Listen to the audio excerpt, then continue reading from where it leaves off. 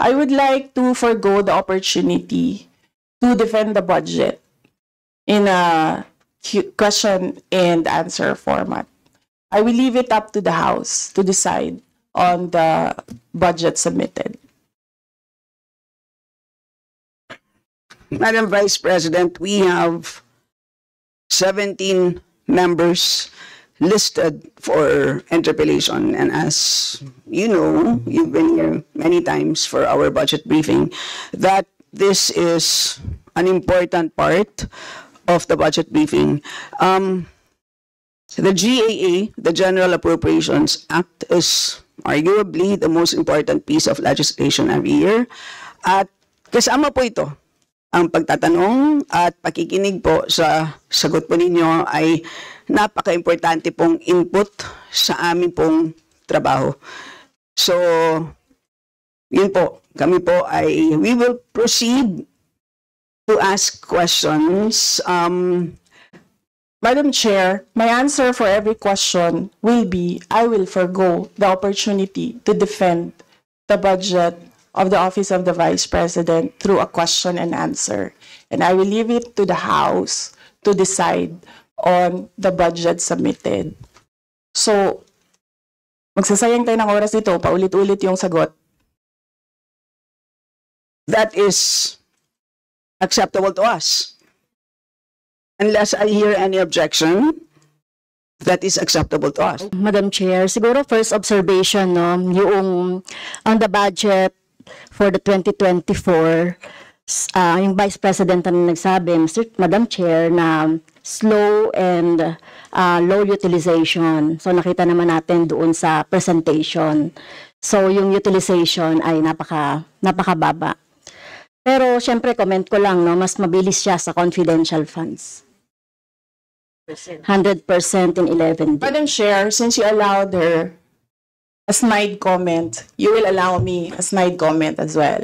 I don't recall hearing a snide comment, Madam Vice President. Ang snide comment, that's a matter of judgment. So please proceed with your... Madam Chair, I would like the Secretariat to repeat the first 3 lines of the comments. Well, point of order, Madam Chair. Point of order, Madam Chair, kasi parang... So let's please proceed with the answer. Point of order, Madam Chair, kasi parang siya yung nagpe-preside eh. You allowed her a snide comment and then you will not allow me Please wait a snide comment. Excuse me, our members and our guests. I warn you. Please wait. Don't go into this rabbit hole. Please wait to be acknowledged before you speak. I request that the chairperson of the Finance Committee preside over this hearing. Madam Vice President, with due respect, you are not allowed to do that, Madam Vice President. You are not allowed to introduce any motion. You are a research person this hearing, Madam President. I did not move, ma'am. I requested as your research person, I requested So the your request chairperson is of the denied, committee. Madam Vice President. Madam Chair, the topic and the invitation of the House of Representatives to the Office of the Vice President for this hearing is the 2025 budget proposal. There is no confidential funds in the 2025 budget proposal. For the information of the body, the letter that we sent, our Madam Vice President, reads as follows. In the second paragraph, we noted the following topics to be discussed. Item number 3 is comparative budget allocation and utilization rate from fiscal year 2019 to 2023. That's item number 3. So I can provide you copies of the letter. So clearly, confidential funds spent in 2022 falls squarely within that.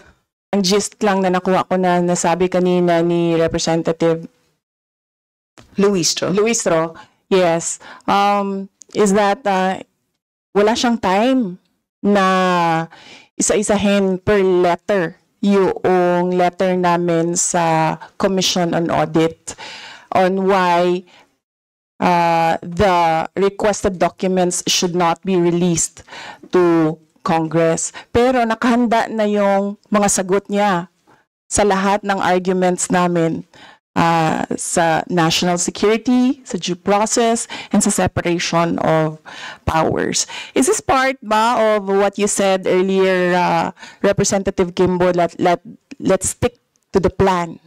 Yun yung narinig ko sa iyo kanina. Kasi kanina, very clear ang sinabi naman po, there was a plan, stick to the plan. Wala rin po ako natatandaan. I kept saying, let us all stick to the issues, which is the budget. So yun na lang po. Noong nagsagutan na kayo, ikaw, Representative Kimbo, tsaka Representative Castro, about the 11 days, 19 days, ilang days na yon ng utilization, nakita ko na that was the start of an attack against the Office of the Vice President, and i-hinge yung attack on the confidential fund use. So nakita na namin yung timelines and nakita na namin yung kumbaga script sa narrative ng attack on the Office of the Vice President with regard to confidential funds.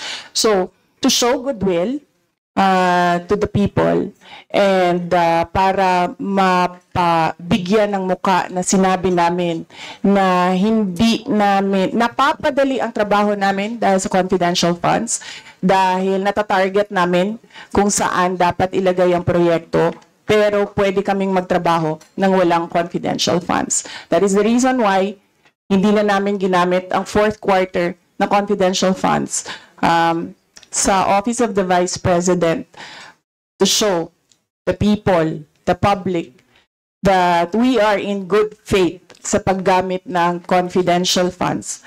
And we are true to our word na sinabi namin na napapadali ang trabaho, pero pwedeng i-give up yan. Kanina po nabanggit ang pangalan ko kasama ni Kong Franz nung meron pong nagtanong kung bakit may 125 million para sa fourth quarter taong 2023 na hindi po ginamit ng ating pangalawang Pangulo. Nabanggit ang pangalan ko. I believe ang sinabi po ni Madam Vice President is that tila may lumalabas na po na pattern simula nung araw na nagsagutan po kami sa plenaryo na lumabas po na 11 days lamang ang period na kung saan ginamit po ang pondo amounting to 125 million. I just want to state for the record that that was in no way planned